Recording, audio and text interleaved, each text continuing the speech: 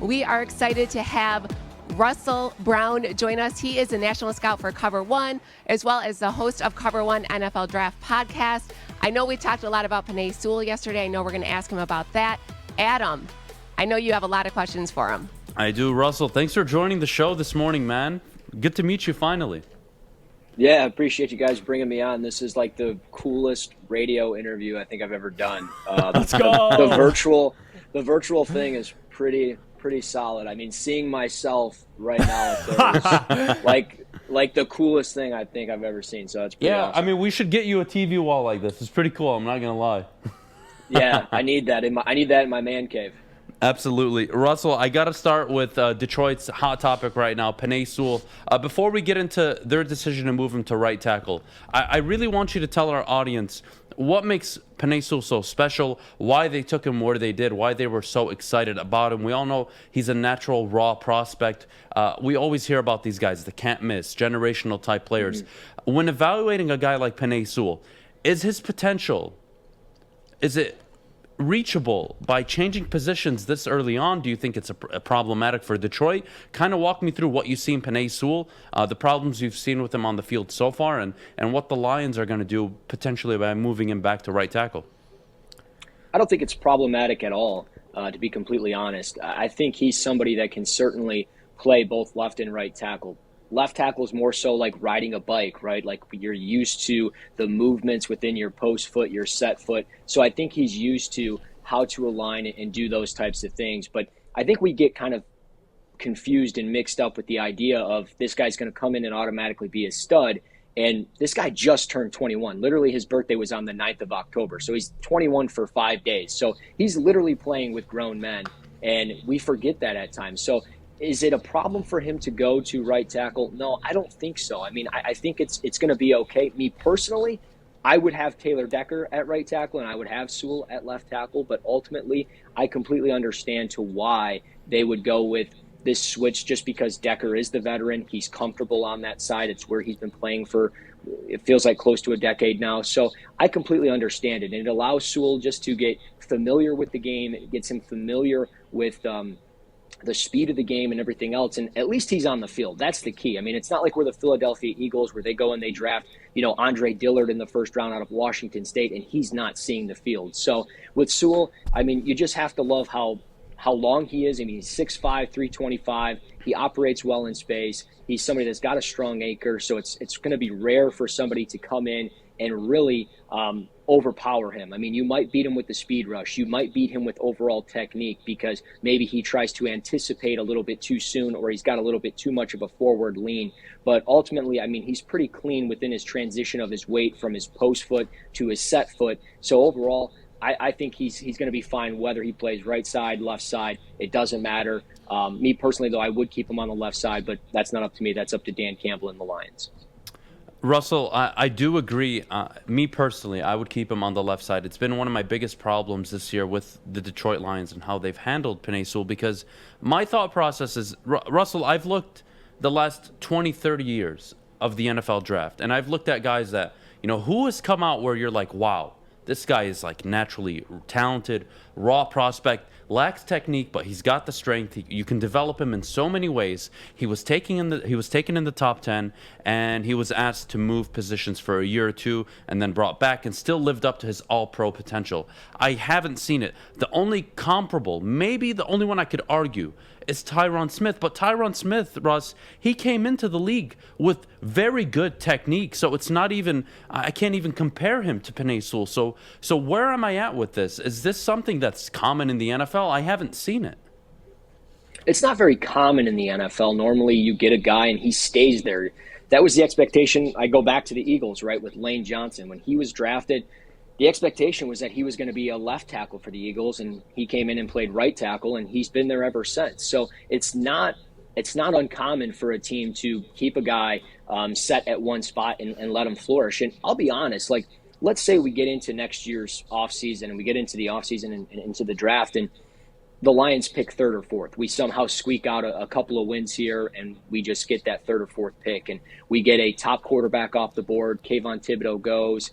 Now we're sitting in a position, do we take Kyle Hamilton out of Notre Dame? Do we look at potentially Evan Neal out of Alabama. Maybe this offseason we move Taylor Decker and we have Penei Sewell on the right side, and then you can go and get a guy like Evan Neal, and he can play left side, or you can alternate the two. It doesn't matter. So, no, you're not wrong, but I think they're in a good spot because, like I said, with Penei Sewell, you can get him on the field, and he can do a lot of things right and just learn because it's not like it's been an easy task for him no matter what. I mean, he's playing up against Nick Bosa. He's playing against Khalil Mack, Everson Griffin. He's playing against guys that have been in the league a long time. Even if Griffin's lost a step here or there, you're still playing against guys that know how to attack you and do the little things right. And the little things are a big thing. So for Penei Sewell, he's got to just learn those little things, do some of the tweaks. And again, I think he'll be just fine no matter where he plays.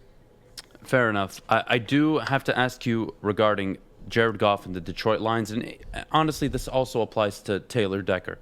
Taylor Decker, you can move him off after June 1st of this upcoming year without a significant cap hit. Now, I'm a fan of ideally trading him. What his value is for an upcoming future draft, I'm not sure. Maybe a third, a second. I mean, if somebody's willing to offer you more than that, that's great. But with Jared Goff, I think we understand, or at least my expectation going into the season was he's a bridge quarterback. And that is the label I'm going to keep on him. I'm not moving off it. But your thoughts on Jared Goff so far? He has not worked with the best supporting cast, but he also has two dynamic backs. He has one of the best tight ends in the NFL. Where do you grade Jared Goff's performances so far for the Detroit Lions? Has he lost what he had in Los Angeles? Is it a confidence issue? Is it a fundamental issue? Is his footwork off? What do you see in Jared Goff that is maybe driving you in a positive, hopeful direction with him going forward, whether it's with the Lions or some other team, or where you're looking at him like, my goodness, he may not get another job in the NFL? Well, I'll be honest. I was a little hesitant when we traded for him, but at the same time, I was like, okay, maybe he just needs a change of scenery. He needs to get away from Sean McVay. And I know we don't have a true number one receiver, but like you mentioned, he's got two dynamic backs. He's got a true number one tight end who could be one of the best in the league. And I think ultimately I'm ready to not move on, but I'm ready to look in another direction. I'm ready to find another option because he just has not played the way that I thought he would play. I mean, against Green Bay, he looked okay, but he just misses far too many throws. He holds onto the ball way too long. He kind of stands in the pocket like a deer in the headlights, right? So he doesn't necessarily do what you want today's quarterback to be able to do. I know, before I came on, you guys were talking about MVP. You talk about Josh Allen and how dynamic he is.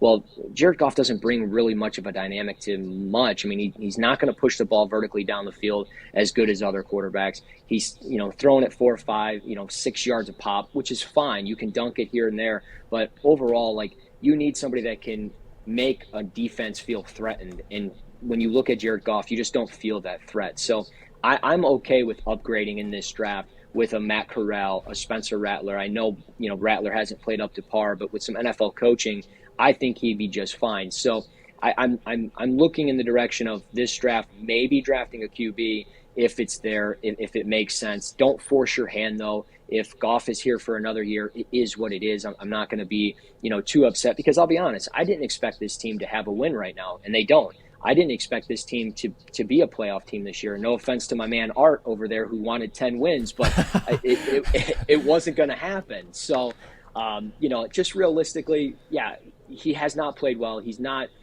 making the right reads all the time. He's holding on to the ball too long and forcing far too many throws into tight windows that he can't make those throws. Matthew Stafford can make those throws. Other QBs can make those throws. He cannot.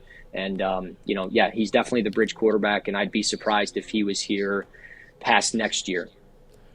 Thanks, Russell, for joining us. I want to stay on the quarterback conversation because me and Adam always discuss the possibility of the Detroit Lions being in the conversation of drafting a quarterback sometime in the next 2 years. But just looking at the pool of QBs for the 2022, even sophomores for 2023, you got Bryce Youngs of the world. And even this year, you got the Spencer Rattlers, the Malik Willises.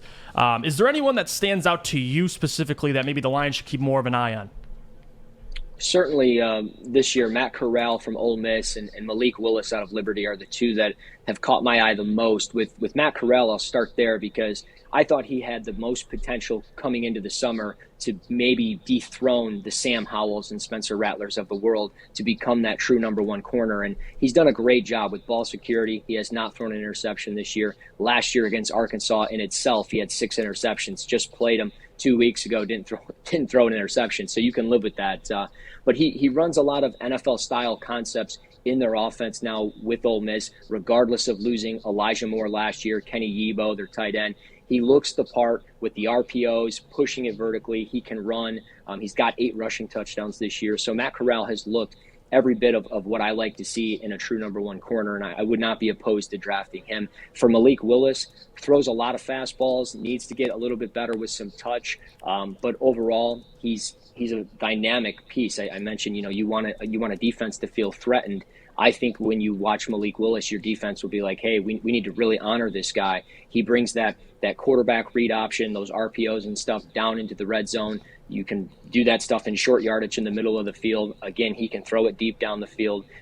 Just got to put a little bit more touch on there. But between those two, I would feel very comfortable with either one of them as kind of our new faces of the franchise as we move into this regime with Dan Campbell and Brad Holmes. Perfect. Thank you, Russell. Russell, I have one more question before we got to let you skate. Regarding the upcoming quarterback class and just in general, if you're the Detroit Lions and you're sitting, let's say, comfortable at number 2, number 3, unless I am completely bought into this guy being a potential Hall of Fame franchise quarterback, I am seriously considering trading back. We all know the team is probably 9-10 players away from being somewhat good, let alone even competitive. So you need the draft capital. If you trust Brad Holmes, which I believe the fan base right now are probably very pro Dan Campbell and Brad Holmes, you kind of want to see them with an abundance of draft capital. If you're sitting there at number 2, 3 overall, are you going for a Matt Corral, a Spencer Rattler, or are you going to trade that pick back? Obviously, it depends on how they value them, right? Like their board was a lot different in this draft than we've seen in years past. They went with a lot of offensive and defensive linemen. They started in the trenches, which I think we kind of had expected, but also not really.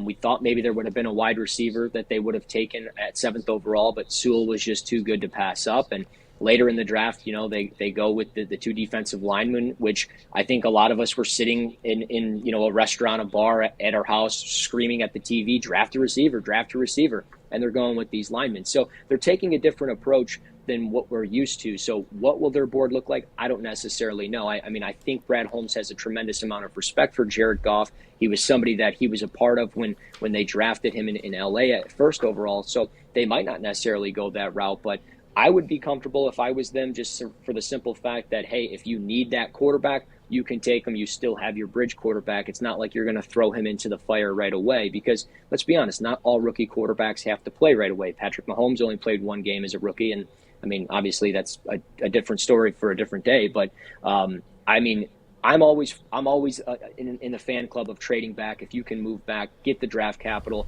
because you're right, they are 9-10 players away. Could a team like Philadelphia, who potentially could have 3 top 15 picks, be interested in putting something together and moving up so the Lions could move back? Absolutely. So, I mean, it really depends on how the board shakes out, where they're ultimately sitting. If they are there at 2 and 3, I would be okay with Kayvon Thibodeau or an Evan Neal to be safe. But if they wanted to spice it up, I'm okay with the quarterback. But, yeah, I'm all for team trade back as well. Awesome. All right. Well, Russell, thank you so much for joining the show. Russell Brown, guys, ladies and gentlemen, the national scout for Cover One, host of the Cover One NFL Draft podcast. Russell, would love to have you on more often. Yes, sir. Your insight is very much appreciated. I'm sure our audience learned a ton just from listening to you, and I know for sure I did. It was a pleasure. We got to head to break. When we get back, we've got a lot to talk about. Detroit Red Wings open the season tonight. Tampa Bay Lightning, defending champs, visit.